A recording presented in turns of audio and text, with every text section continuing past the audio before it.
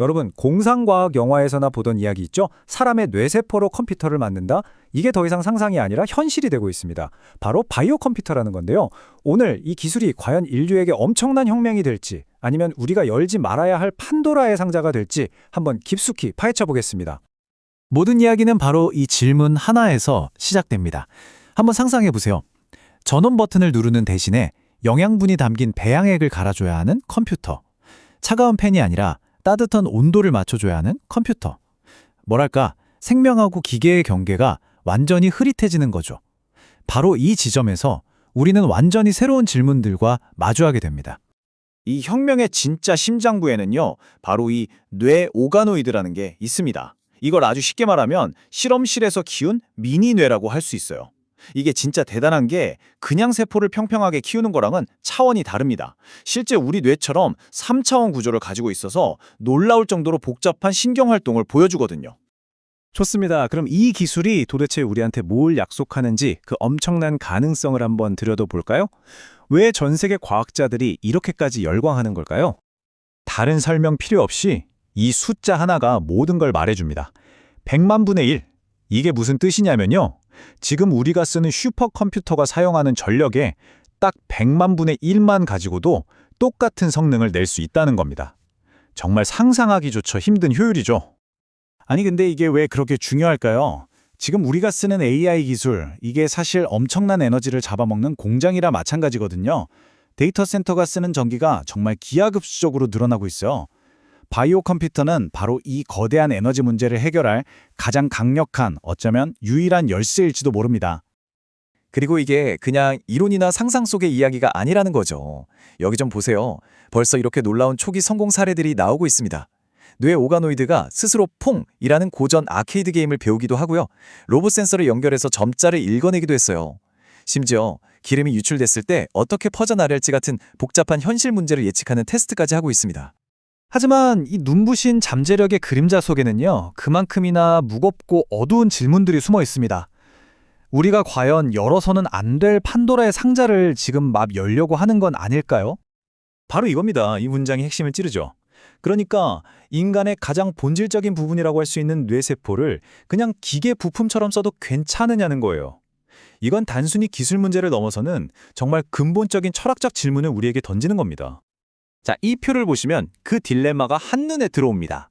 왼쪽에 있는 실리콘 컴퓨터를 한번 보세요. 아주 질서정연하고 예측이 가능하죠. 하지만 막대한 에너지를 먹어치웁니다.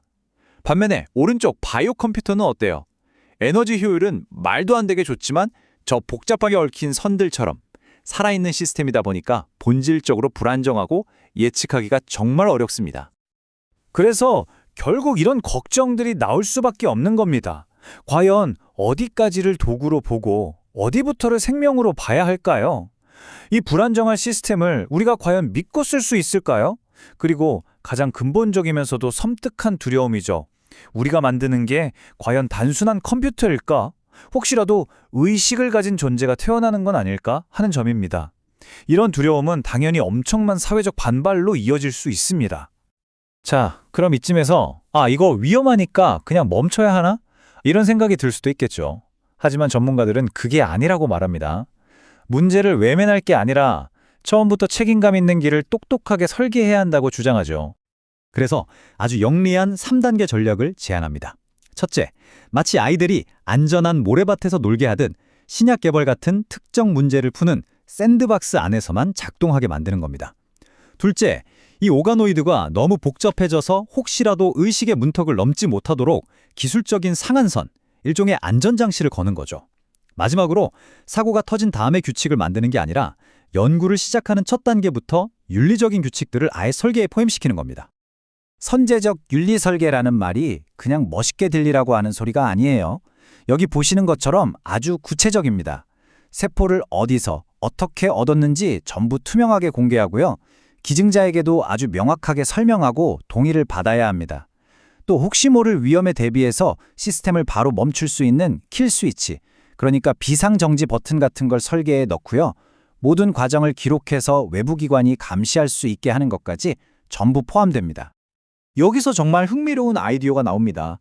경쟁의 룰 자체를 바꾸자는 거예요. 이제는 단순히 누가 더 빠른 컴퓨터를 만드냐 이걸고 경쟁하는 게 아니라 누가 더 윤리적으로 효율적인 시스템을 만드냐 이걸로 경쟁하자는 거죠. 같은 성능이라면 더 적은 생체 조직을 쓰고 더 투명하고 안전한 시스템을 만든 쪽이 이기는 겁니다. 자, 이제 이야기를 마무리할 시간입니다. 이 모든 기술적, 윤리적 논의를 꿰뚫는 우리가 해야 할 가장 중요한 계산은 과연 무엇일까요? 결국 이 한 문장이 모든 걸 말해주는 것 같습니다. 전력을 덜 쓰는 뇌를 꿈꾼다면 그만큼 더 많이 생각하는 마음을 준비해야 한다. 기술의 발전 속도를 따라가는 걸 넘어서 우리의 생각이, 우리의 윤리적 고민이 기술보다 한 발 앞서 나가야 한다는 것, 바로 이게 지금 우리에게 가장 필요한 계산일 겁니다.